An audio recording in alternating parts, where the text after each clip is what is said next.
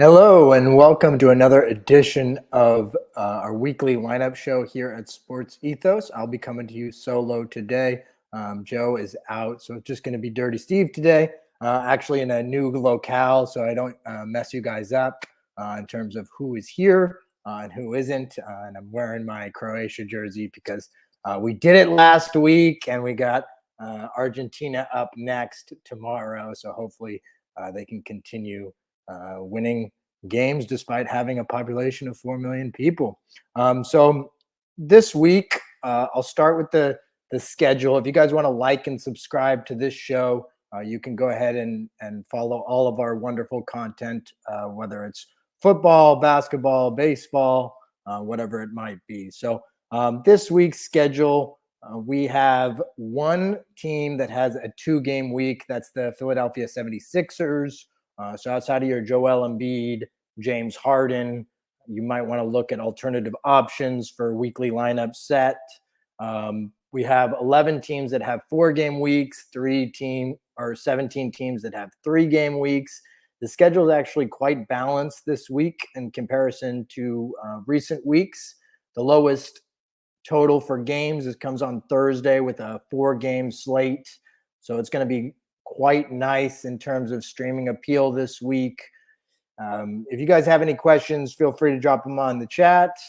I'd be happy to answer any ad drop questions you guys have or any other fantasy basketball questions.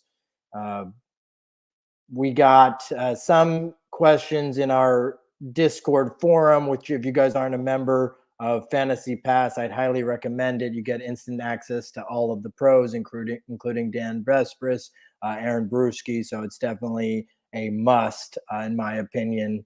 So to answer some questions that have come through in there, a lot of questions on Walker Kessler of the Jazz, a really intriguing rookie for Utah. While his reality game might actually be a little bit disappointing on the defensive end in terms of some drop coverage. I watched him against the Warriors, and at times they were picking on him in terms of screen and rolls, trying to get him on switches. So while in the reality he might have some struggles as a rookie, in fantasy he's an absolute beast per minute. He'll get you blocks, rebounds, high efficiency field goal percent. He's one of this week's top ads if he hasn't already been added. So I would go ahead and check the waiver wire, make sure Walker Kessler is there. I mean, we saw Andrew Nembhard, another rookie, last week pop off. Now we got Walker Kessler. So definitely would recommend him as a pickup this week. If we're going to look a little bit deeper into the schedule and look at like which teams have the best schedule, I actually think it's the Indiana Pacers this week because they have 4 games and none of them come in a back-to-back situation. They are actually the only team with that. There are some other teams on 4-game weeks that have back-to-backs to end the week on Sunday, Monday, but the Pacers are the only team to have a back-to-back or to not have a back-to-back at all this week, including Sunday, Monday going into week 10. So Andrew Nembhard is looking like a great weekly addition ad. If he is somehow still available in your league, I'd go ahead and start him. Perhaps we even get a night off for Tyrese Halliburton. I know he's missed some time of late. So the Pacers look like they have a really nice schedule this week. One of my favorite teams to target, whereas the Sixers, not so much. So other storylines to follow, maybe until we get some questions here in the chat. And I'm going to be just going for 30 minutes today. So if you guys want to get any questions or talk fantasy hoops, feel free to send stuff in and then like and subscribe to the show. That way you get all of the rest of our content. So if I go to Yahoo and let's say I'll look at who the top ads are for the week.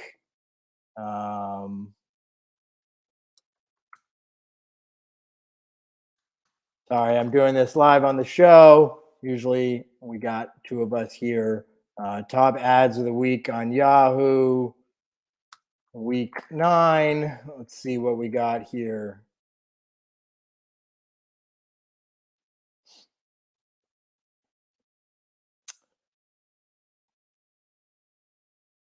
So another guy that we could talk about. I mean, he should already be on rosters, but Kyle Anderson of the Wolves. Karl Anthony Towns' injury has impacted the Wolves from a streaming perspective. Kyle Anderson has been the biggest winner. He, while doesn't have like as flashy of games as some of the other guys who have filled in, he's got the best floor, safest option. Kyle Anderson is the biggest winner of Cat being injured, and that should continue to stay true until Cat returns. The other two guys that have benefited have been Jalen Noel and Naz Reid. Those guys are lesser options, but could be used in a pinch in terms of streaming appeal. On the injury front this week, we got Bradley Beal, who we just reported today. He's out tonight, but there is a chance that he could return this week. He got cleared for on-court activities. Would be very nervous to play him in a weekly lineup setting, so I'd be tempted to sit Beal. That means that Jordan Goodwin is still in the mix as a streaming option. He's been really good this year, two-way player. I believe it's the second year for the Wizards, and he's the guy to target. I mean, Denny Avdia as well, but he's probably on slightly more rosters than the two-way Goodwin. Great story from a reality perspective. Great story from a fantasy perspective. He shouldn't be floating around on any waiver wires. If we look at other big injuries of note, I mean, we got a lot of guys coming back. We saw Chris Middleton get injured, ankle sprain last night, so that's a little bit disappointing. Perhaps that allows Grayson Allen to have a little bit more value for those looking for threes with some steals. That's a definite possibility. In terms of other injuries of note, let's see. We got some notes on the Hawks.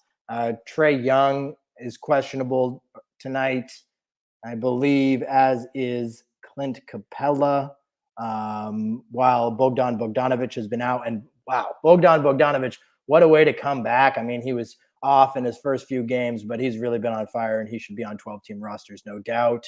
We got a question here from Dennis. Let's show it here on the screen. 12-team head-to-head, is Jalen Smith worth holding or use his spot to stream? This is one of the tougher questions. I would actually recommend streaming his spot at this point. I just think he's too inconsistent in 9-cat leagues at this point. I mean, he's ranked outside of the top 150 on the season. He'll have his nights where he's putting up top 100 value, but I just think you're better off streaming that spot than using it on Jalen Smith. I'd much prefer Andrew Nembhard right now than Jalen Smith. He's proven to be more reliable, although a smaller sample size than Smith. I think Smith needs Turner out of town in order for him to even have a chance at being rosterable rest of season. So definitely would recommend streaming that spot in a 12-team head-to-head 9-cat league. In a points league, I think you're even still looking at streaming that spot. I think we're talking category league, which is my favorite league to play. So definitely stream that spot. Let's see. We got something here. Trey's awful this year. Field goal and turnovers killing my team. Yeah, he's been really bad. What do you think his rest of the season value is?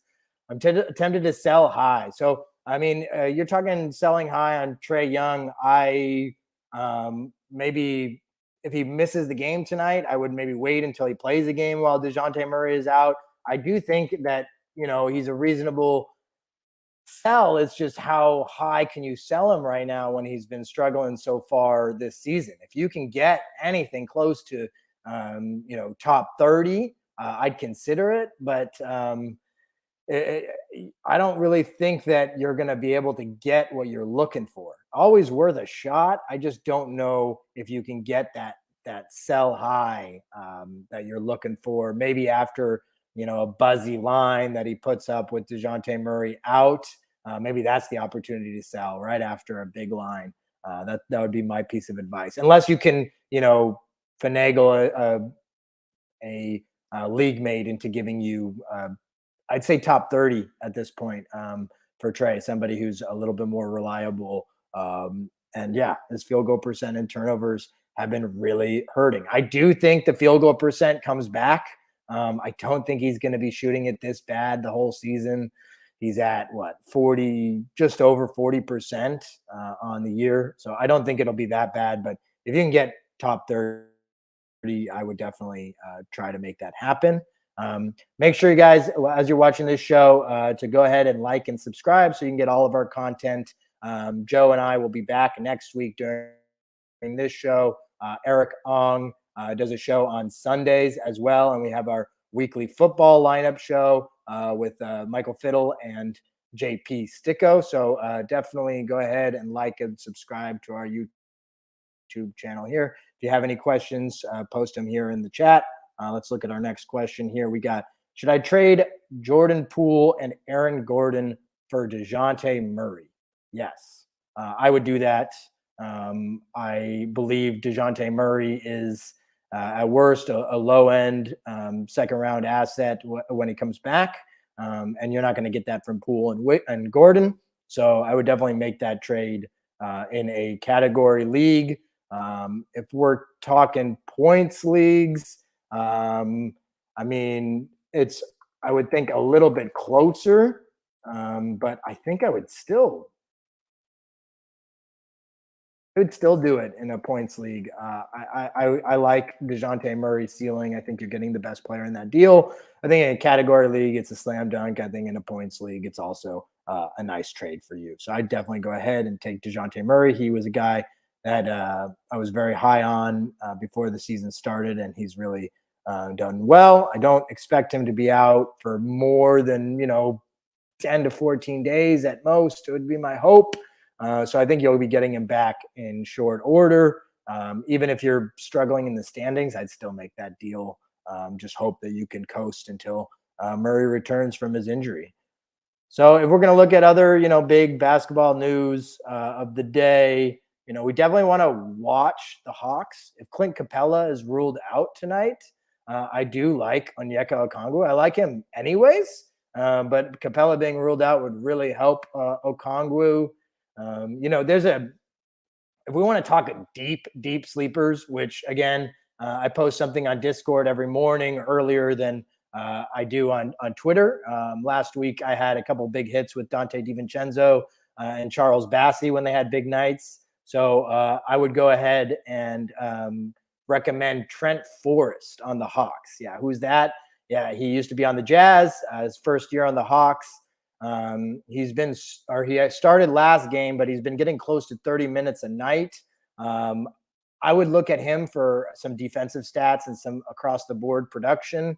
So that's a very, very deep streamer option who might be able to impact shallow leagues. He's only on 2% of Yahoo rosters. So Trent Forrest is a guy that I'll recommend here on the show. Hopefully it pans out. Obviously, there are better names out there. Like I'd rather have a Jordan Goodwin tonight.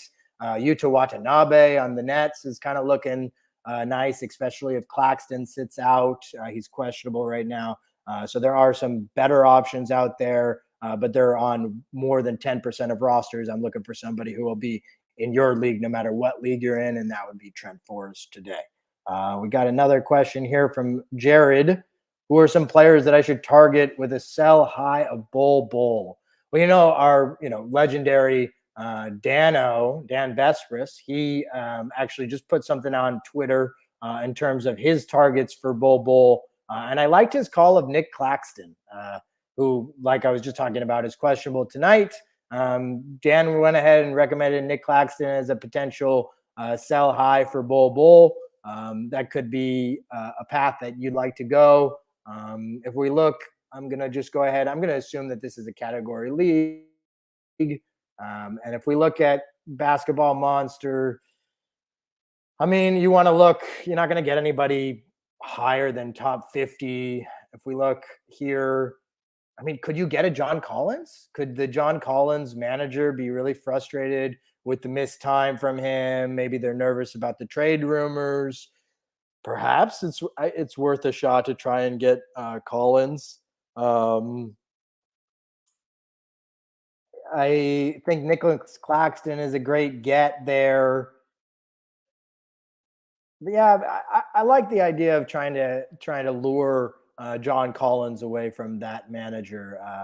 I think there are some fears with him. In my home league, I just saw a manager panic and trade him away. Also, maybe that manager is dealing with a lot of injuries and they can't stomach the missed games from Collins right now. So perhaps he is another sell high target for Bull. And he's saying that it's a points league actually. So my apologies there. I definitely would prefer points league. I'm not as familiar with as I am category leagues. I just love category leagues way more. I don't know if you could actually get John Collins for Bull in a points league because Collins is definitely outperforming him. I I would try it because of the missed games. If we're looking at other names that you might be able to get, I mean, uh, I don't. Perhaps you could try and get an RJ Barrett. I don't really think that's going to happen in a points league. Um, I wonder if you could try and get a Bogdan Bogdanovic of the Hawks. I mean, I know that there might be some struggles here, but Bogdan has played really well, and we know he was an integral part of the Hawks last year. So, Jared, you might want to look at him as a potential option there in a points league. Um, Maybe a Jordan Poole. I mean, he could have some more value than Bobo rest of the season in that format. In a category league, definitely would try to stick with somebody who's a little bit more buzzy with the points, rebounds, assists as opposed to a category league. In terms of the festive background, yeah, it's Christmas, but the most festive background here, Dan, is this right here. Yeah, we're gonna do it. We beat Brazil yesterday. Next week, maybe I'll be crying, but Joe will be here to console me. But yeah, Croatia has been playing really well for everybody watching the World Cup. Very excited to see what happens tomorrow. Let's see, we got another comment here. What do I think about Chris Paul? And can I make a guess about his stats when the season ends? So, in terms of guessing his stats when the season ends, that's always a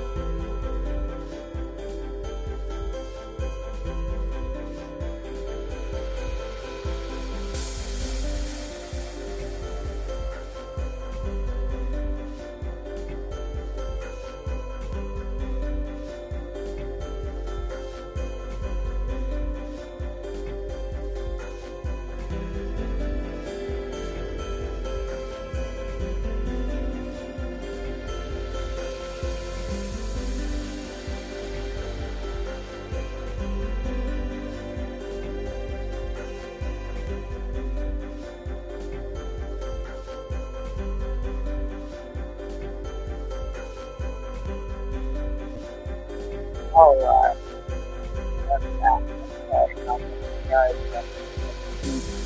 this Croatia-Argentina game does not go the way of this live show tomorrow afternoon. So in terms of Chris Paul's stats rest of the season, I would just look. My advice would be to go to Basketball Reference, look at his year-long stats or over his career, and look at where the regression to the mean will come from. And I think that he will be better over the course of the season. Mainly, it's going to be in the percentages. He's shooting a terrible percent from three, which actually he shot really bad from three last season. So perhaps that might be the new norm of him being in the low 30s there. Maybe he's just not going to be as potent of a three-point shooter as we've seen in years past. Area I see the most improvement is that field goal percent. He's going to climb over 40% by the time the season is done. So in terms of where I see his stats ending, biggest regression I see is positive regression in field goal percent, which will boost him up probably a couple rounds in value. And if we're going to look at his next, or Roclaren wants to talk about Bobby Portis and his rest of season value in 9-cat. So he was much better last year. Now he's seems to be more of a points rebound specialist. Is he a sell high before Middleton returns? I mean, sell high, yeah. I mean, if he can put up some popcorn numbers and you could get somebody who is of greater value than, say, like top 85, I would go ahead and sell Portis for that kind of value. If we ever see Brook Lopez go down with an injury, though, Portis is going to be the big beneficiary of that. If Giannis misses time, which we've seen periodically, but, hopefully that doesn't happen for a big extended absence. So I would sell for, top 85 if you could get it. But if you can't get that, I'd hold on. And I'm not sure that Portis is going to do it for you, get you much higher than that kind of value. So I don't really know if there is a sell high there. Yep, that's exactly what happened. My internet cut out, and I'll be wording a strong letter to the internet company following this. Yep, exactly. So, but Dan helped me out. Dan Vespris, the legendary one. If you guys aren't following his podcast, he comes out with a daily podcast 5 days a week. Best synopsis of fantasy basketball around on a daily basis. So definitely go ahead and follow that. Looks like that's all the questions that we have for today, and I only had about a 30-minute window. So you know what? Once again, I'll just say, if we're looking super deep league streamer, I went ahead and recommended Trent Forrest. I'm on a little bit of hot streak right now. I recommended Dante DiVincenzo last Wednesday, and he almost had a triple-double. He was short in every category, but it was quite a line. If you go and look at his production last Wednesday when the Warriors were resting Curry, Green, and Wiggins. And then I recommended Charles Bassey on Thursday, and he went ahead and I think he had 4 block shots, way more than I expected. So tonight I'm going with Trent Forrest. I feel somewhat good about it. I don't even think that Trae Young being out is a deterrent or to his value. I even recommended it before Trae was questionable for today. So I think that Trent Forrest is an option that will be widely available. He could get you maybe hopefully a steal or a block and some contributions across the board. Myself and Joe Orrico will be back here next week to answer your questions. Hopefully we don't get a screen freeze. And hi there, Vatska. All right. See you guys next week. Bye-bye.